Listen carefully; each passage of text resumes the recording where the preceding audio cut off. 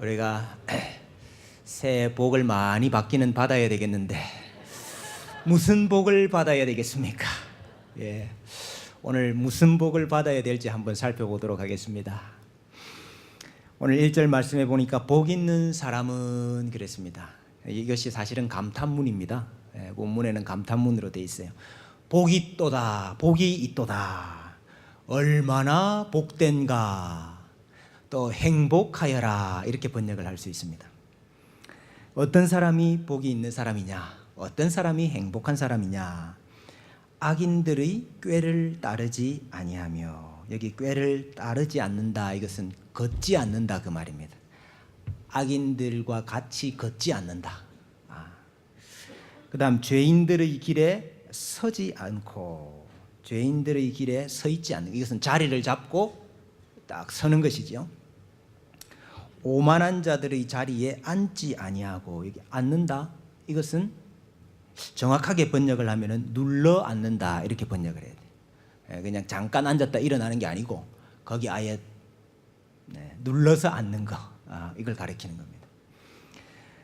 악인들의 조언, 악인들의 지혜, 악인들의 꾀를 따라서 걷지 아니하고, 야, 이렇게 한번 해봐, 지금 걷는 거니까 야, 나랑 같이 가보자. 거기에 같이 걷지 아니하고, 그 길에 들어서질 아니하고, 그들이 가는 길 가운데서 서지 아니하고, 그들이 가는 길이 내 길이 되지 않는다, 이 말이죠.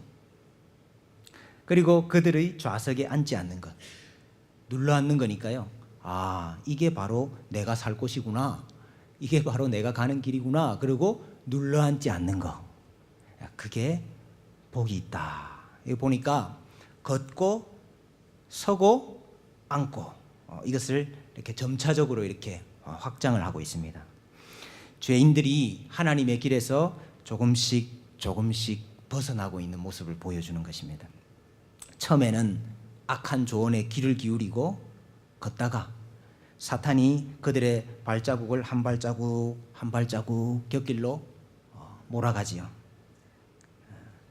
그래서 어떤 사람은 이것을 타락의 세 단계라 그렇게 했습니다. 타락의 세 단계가 뭐냐? 걷다가 서고 앉아버리는 것. 여러분, 이것이 뭘 보여주느냐? 복 있는 사람이 어떤 사람이냐? 죄 안 짓고 사는 사람이 복 있는 사람입니다. 여러분, 죄 안 짓는 게 복입니다, 여러분. 동해 해변에서 해돋이를 보고 있는 사람들에게 인터뷰합니다. 새해 소원이 뭡니까? 그럼 사업이 잘 되고 자녀가 잘 되고 돈을 많이 벌고 병 안 걸리고 다 그런 거 이야기하죠. 새해 소원. 송구영신 마치고 내려가는 성도들한테 새해 소원이 뭡니까? 물어보면 거의 똑같습니다. 네. 여러분, 우리가 욥을 부러워하잖아요. 욥을 왜 부러워합니까? 욥. 야, 동방에 그만큼 큰 부자가 없었기 때문에 우리가 욥을 부러워하는 겁니까? 욥이 부자였기 때문에 우리가 욥을 부러워합니까? 아닙니다. 욥이 자기 아들들 생일잔치를 하고 나면은 그 아들들 다 불러 모았어요. 그래서 혹시 내 아들들이 죄를 범하여서 마음으로 하나님을 욕되게 하지 않았을까? 그래서 아이들을 위해서 다 하나하나 또 제사를 드렸습니다. 성경이 뭐라고 하는가 하니까 욥의 행위가 항상 이러하였더라 그랬습니다. 욥이 뭐 하기를 원했지요? 죄 안 짓고 살고 싶었다, 이 말입니다. 죄 안 짓고 사는 그게 복입니다, 여러분. 저는 우리 성도님들 새 소원이 뭡니까? 이렇게 물어보면 죄 안 짓고 살고 싶습니다, 이런 소원들이 좀 많아지시면 좋겠습니다. 왜냐하면 그게 복 있는 것이거든요.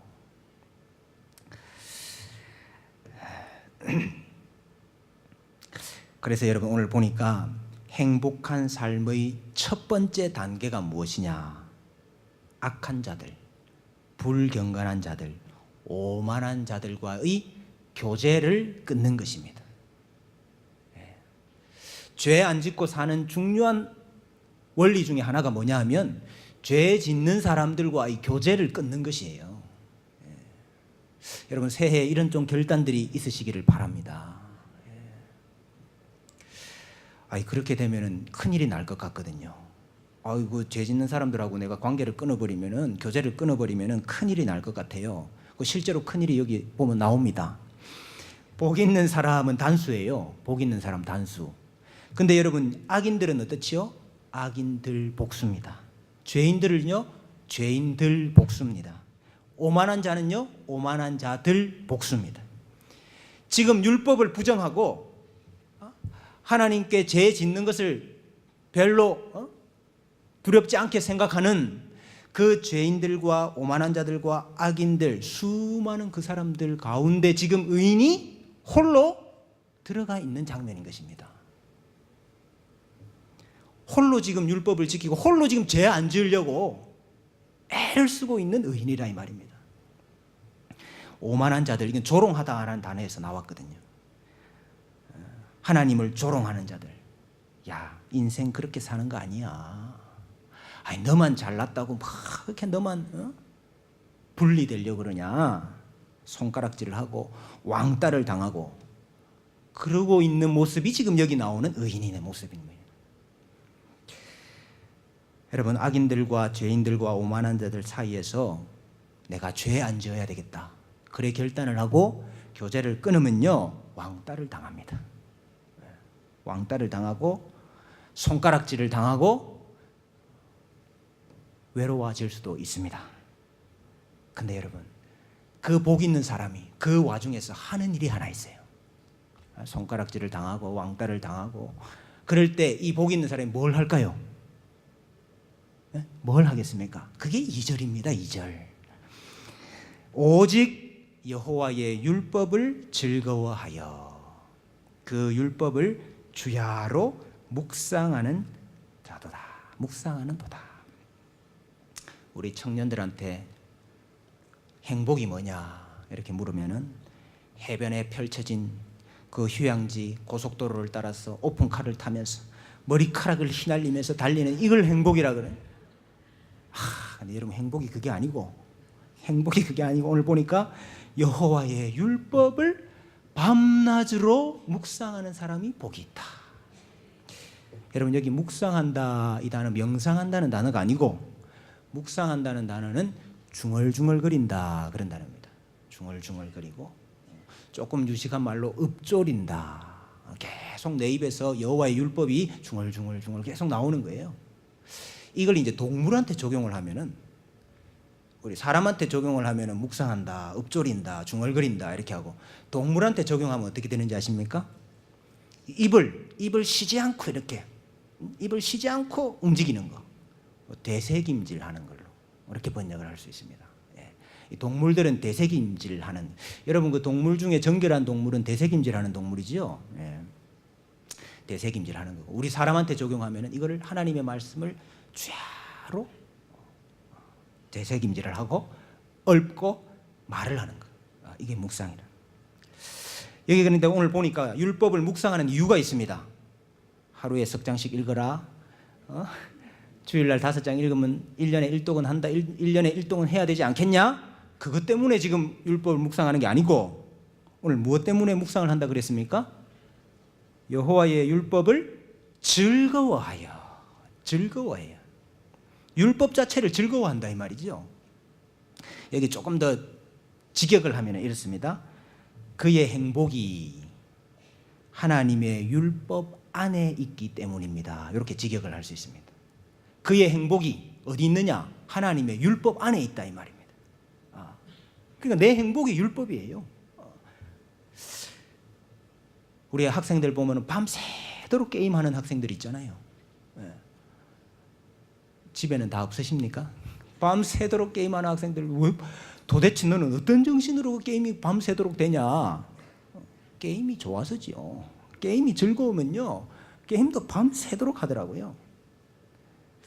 하나님의 율법의 말씀이 좋고, 하나님의 율법의 말씀이 내 행복이고, 하나님의 율법의 말씀을 즐거워하면은요, 정말로 밤낮으로 묵상이 됩니다.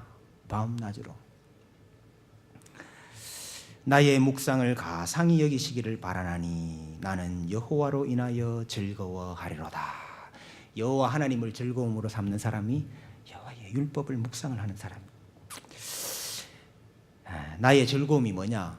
말씀 묵상하는 게 즐거움인 거예요. 누군가 이 복 있는 사람에게 성경 도대체 왜 읽느냐? 그거 꼭 읽어야 되느냐? 그렇게 묻는다면은 저는 이렇게 반문을 하고 싶어요. 성경 안 읽고 무슨 낙으로 사니? 네? 성경 안 읽고 무슨 낙으로 사니? 이렇게 저는 묻고 싶어요. 여러분, 그런 사람이 진짜 복 있는 사람이요. 인생의 행복은 하나님의 말씀 안에 있습니다.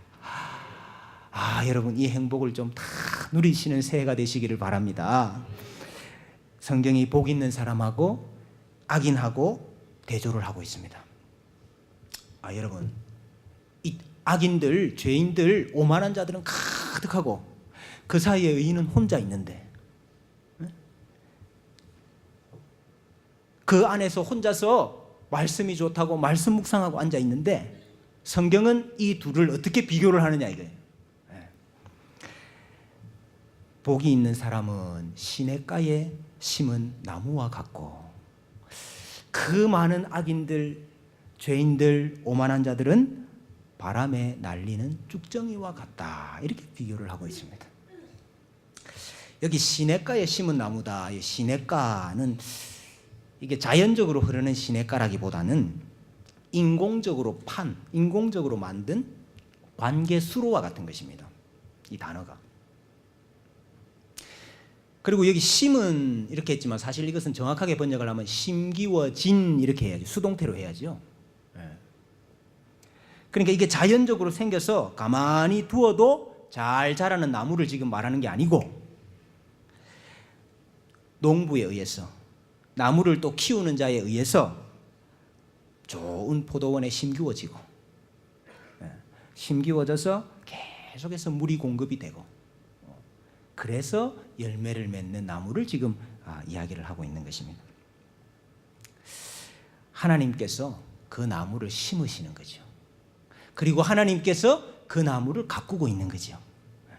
그러니까 잎사귀가 무성하고 마르지 아니하고 열매가 많아집니다. 여러분, 하나님의 시간이 있습니다. 하나님이 일하시는 순서가 있습니다. 의인은 지금 당장에 볼 때는요, 죄인들 속에 파묻혀 있기 때문에 고난만 당하는 것 같고 고통만 당하는 것 같고요. 그렇지만은 하나님의 시간이 있고요, 하나님이 일하시는 순서가 있습니다. 하나님이 심은 나무, 하나님이 기르시고 하나님이 열매 맺게 하시는 것입니다. 복 있는 사람에게는 그런 은혜가 있어요. 근데 여러분, 악인들은 바람에 나는 겨와 같다. 여러분, 이게 뭘 보여주는 거 아니까 지금 추수하는 모습을 보여주는 거예요. 추수.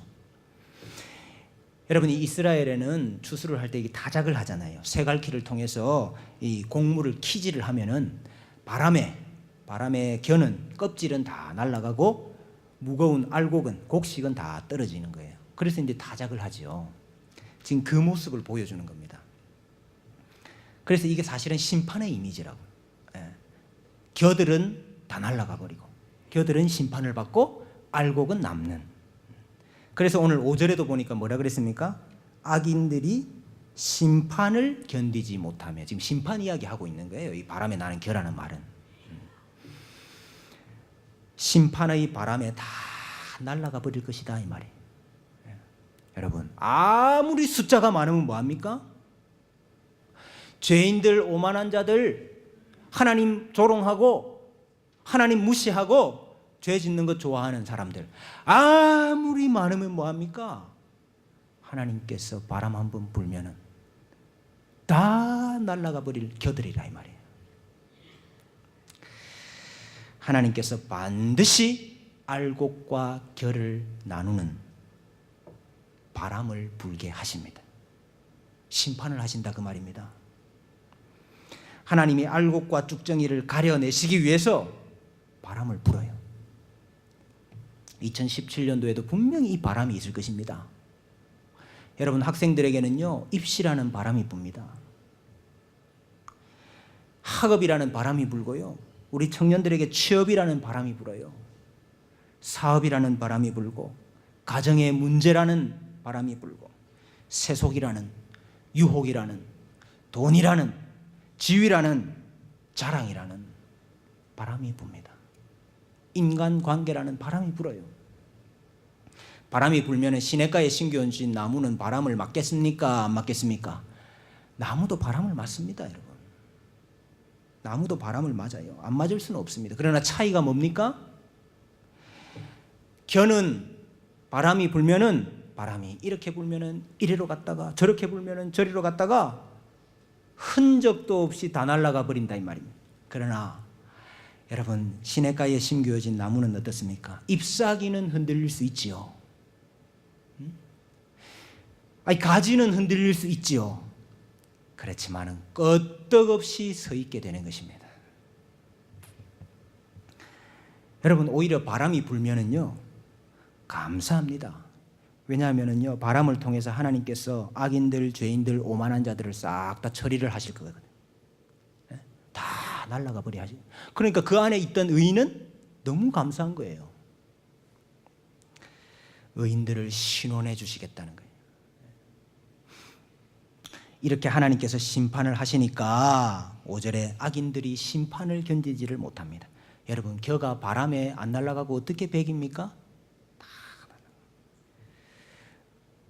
그리고 일어나는 일이 뭐냐? 죄인들이 의인들의 모임에 들지 못하리로다. 여기 여러분, 모임이 무슨 모임입니까?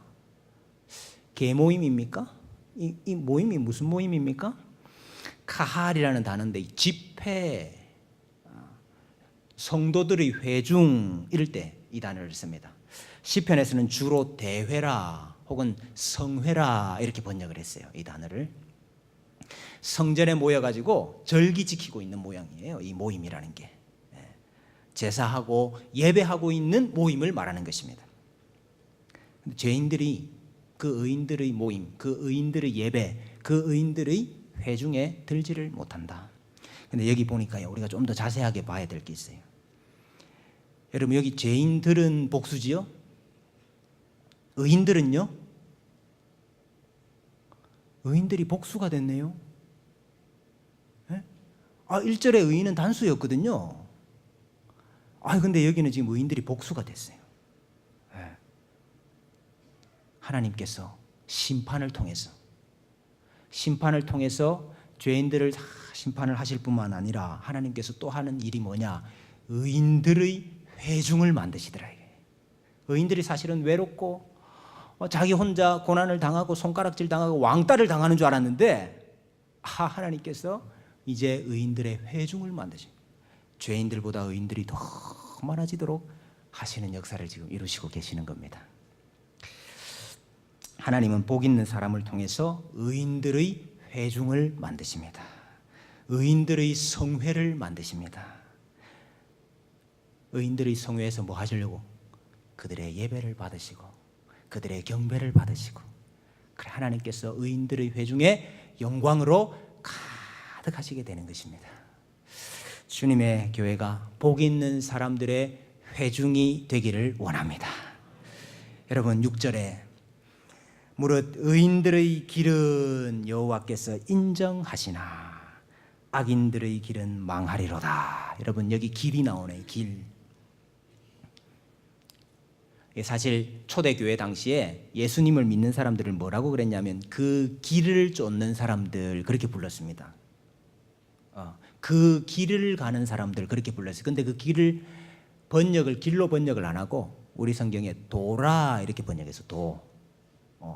그래서 그 도를 쫓는 사람들, 그 도를 전하는 사람들, 이렇게 다 번역을 했어요. 근데 그게 직역을 하면은 그 길을 따르는 사람들, 그 길을 가는 사람들, 그렇게 번역을 할 수 있습니다. 악인의 길에 걷고 악인의 길에 서고 악인의 길에 줄려 앉는 것이 아니고 하나님이 인정하시는 의인의 길을 걷고 의인의 길에 서고 의인의 길에 앉는다 이 말이에요. 하나님은 의인들의 길을 인정을 하십니다. 야, 너가 가는 길을 안다.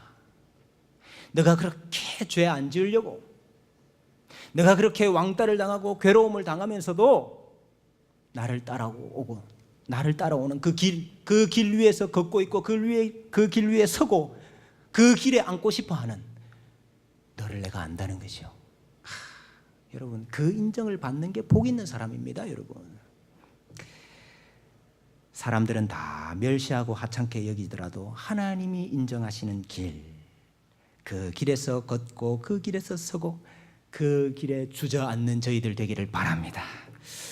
뿌리를 말씀의 물가에 깊이 내려서 어떠한 바람이 불더라도 날아가지 않는 나무들 되시기를 바랍니다.